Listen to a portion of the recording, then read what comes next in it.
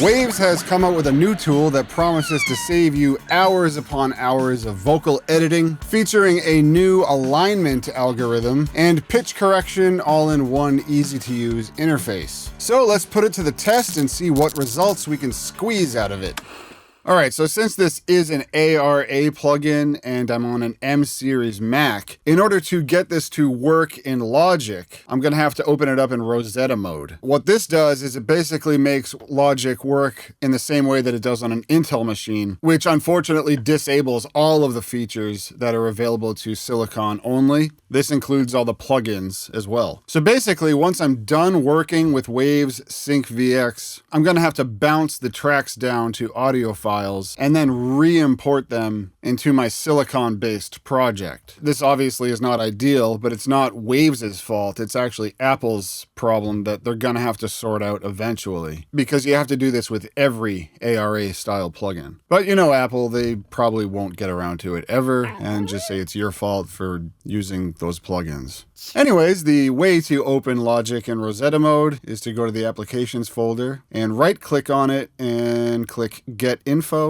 and then click the box that says Open using Rosetta. Now I can open Logic normally. Yes, continue using with Rosetta. And it's just letting us know that features requiring Apple Silicon will be disabled while using Rosetta. And we don't want to leave Logic this way because even if we're not using those features, the CPU optimization is not going to be ideal. So we're just going to get our work done, bounce our files down, and then reopen Logic.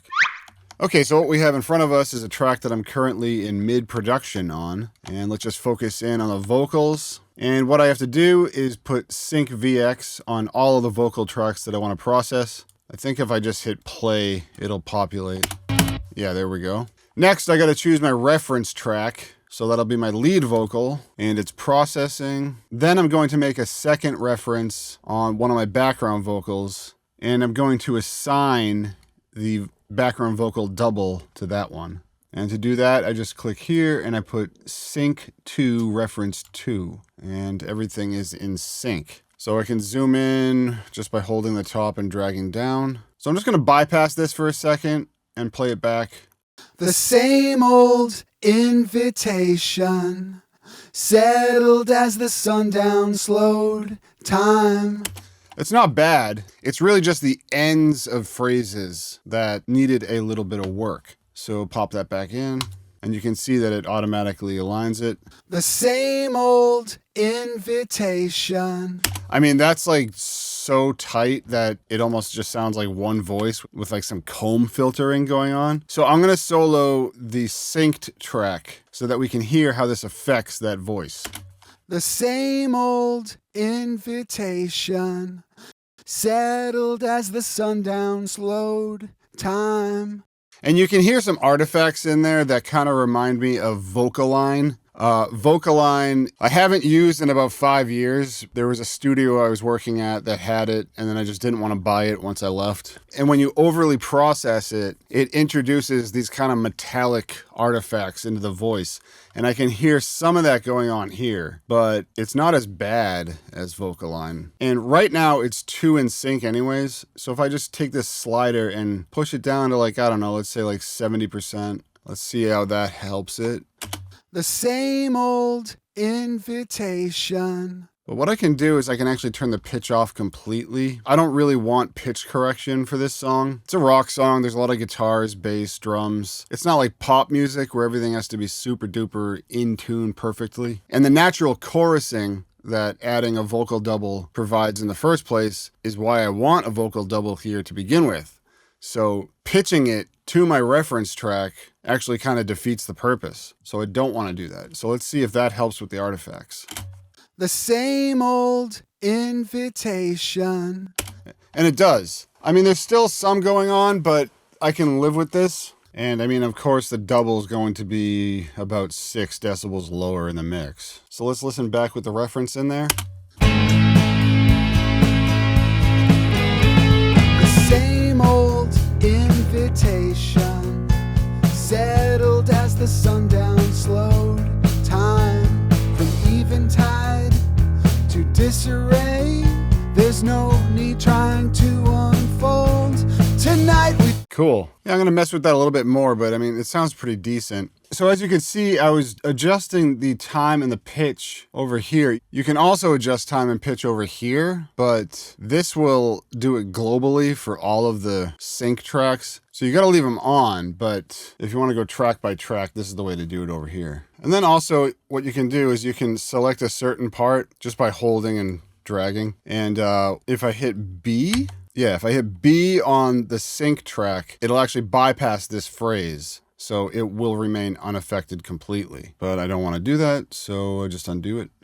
So now let's focus in on these background vocals. And these I do want to tighten up tuning-wise a little bit more. And when you tune this voice, it's tuning it to the reference. It's not tuning it to a key. So if I have mistakes in my reference track, then it's going to be translated to the sync track. So what you might want to do is, if you can't sing very well, then tune your vocals first, bounce that down, and then load up this plugin. Tonight we felt invincible enough on Friday, but 2 days back to back, more than enough to break fade any. You know, now that I'm using this plugin inside of Logic, I feel like having a standalone version of it would be a lot better, in the same vein as like Isotope RX, because I gotta load up Logic in Rosetta mode and do all this stuff and then bounce it down and close the session, open it up again. It would be a lot easier if this was just a separate standalone application and I could do all my processing in it and then just export those files to my session. But I mean, it's not the end of the world. So then there's this little icon you can click and get even more stuff. Transpose, what's that? I'm gonna solo this sync track and see what's going on there. Let's try like -4 in the transpose.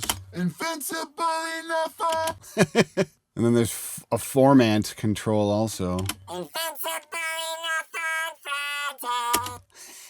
Fine, I don't know what that is. Invincible enough. Allows for better resolution of transpose and format. So you can go even more specific with that. Invincible.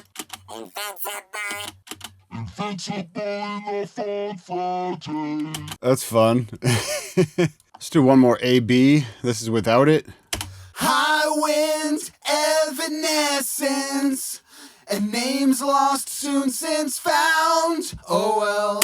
I mean, that vocal's pretty tight as it is, if I do say so myself, but let's see if this improved it at all. High wind, evanescence, and names lost soon since found. Oh well. I like what it does there. High wind, evanescence, and names lost soon since found. Oh well, the same. Pretty cool.